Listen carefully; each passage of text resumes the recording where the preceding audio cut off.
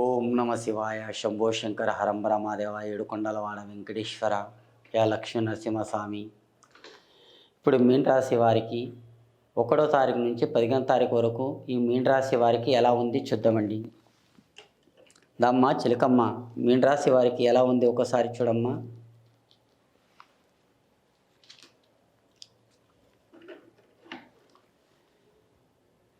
మీన రాశి వారికి వచ్చే వినాయకుడు శివుడు. ఈ వినాయకుడు పడుకొని ఆలోచిస్తున్నాడు.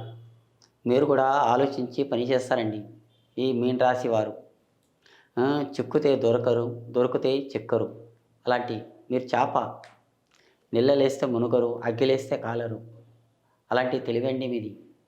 మీ మీన రాశి వాళ్ళు అందరితో ఒకరికి మోసం చేయాలని మీరు ఎప్పటికీ అనుకోరండి. ఎప్పటికైనా మీరు ఒకసారి ఒకరికి హెల్ప్ చేయాలనుకుంటారు, కానీ ఒకరికి మీరు మోసం చేసే మనసులు కారండి. అలాంటి రాశి వాళ్ళు మీరు చాలా ధర్మాత్ములు.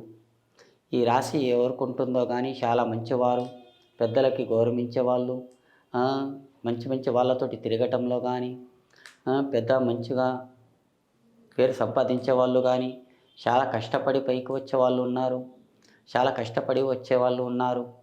కానీ అదృష్టం రేఖాటంలో కానీ ఈ మీన రాశి వాళ్ళు చాలా కష్టపడ్డారండి. ఇప్పుడు కూడా కష్టపడుతూనే ఉన్నారు. ఆ కష్టాలు అన్నీ కొద్దిగా దూరం అయిపోతున్నాయండి. అలాంటి దరిద్రం, శని గాచారం ఉన్నవాళ్ళు చాలామంది అభిషేకాలు, పూజలు, పునస్కారాలు చాలామంది చేసుకున్నారు.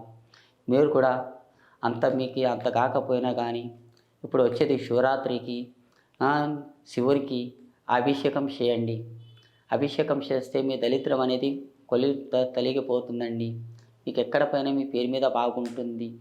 ఆ శివునికి నమ్మిన వారు మీకు తప్పకుండా అవుతుంది. కానీ మీకు సంతానం అంటారా, కొంతమంది సంతానం కాలేరు.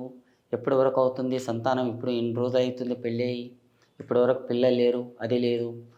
ఇప్పుడు భార్యాభర్తలు విడిపోదాం, ఇంకొక పెళ్ళి చేసుకుందాం, ఇంకో అమ్మాయిని చేసుకుందామని మీరు తొందరపాటు పడకండి. కొన్ని రోజులు చూపెట్టుకోండి. కొన్ని రోజులు సంసారంలో లేకుంటే భార్యకి, లేకుంటే భర్తకి లేకుంటే భార్యకి కొద్దిగా డాక్టర్కి చూపెట్టుకోండి. మనది పోయేది ఏం లేదు. ఒకసారి డాక్టర్తో చెకప్ చేసుకోండి. ఆ సార్ ఏం చెప్తారో ఆయన మాట కూడా వినండి. డాక్టర్ని గౌరవించండి. మీకు ఎక్కడ పైన మీకు మంచిగా జరుగుతుంది. డాక్టర్ సలహా గుండా మంచిగా ఉంటుంది. కానీ ఆలోచన రేఖాటంలో కానీ మనం తొందరపాటు మేము భార్యాభర్తలు విడిపోతాం కదా, అట్లాంటి పనులు చేయకండి. ఈ మీన రాశి వారికి చెప్తున్నాం. అదృష్టం రేఖాటంలో ఆ భగవంతుని దయ వల్ల శివరాత్రికి మీకు ఈ సంతాన ఫలం మంచిగా కలిసి వస్తుందండి. ఈ సంతాన ఫలం మీకు డేట్లో కానీ, మహిళ బట్టల కానీ మీకు తప్పకుండా ఆ దేవుని దయ వల్ల మీకు నిలబడుతుందండి. ఆ శివుని దయ వల్ల మీ అనుకున్న పనుల్లో కానీ మంచిగా జరుగుతుంది. ఇంకా మీకు కాయ కాదండి, పండే అవుతుంది. ఆ శివుని దయ వల్ల మీకు కొడుకన్నా బిడ్డన్నా తప్పకుండా పుడుతుందండి. జై శ్రీరామ్.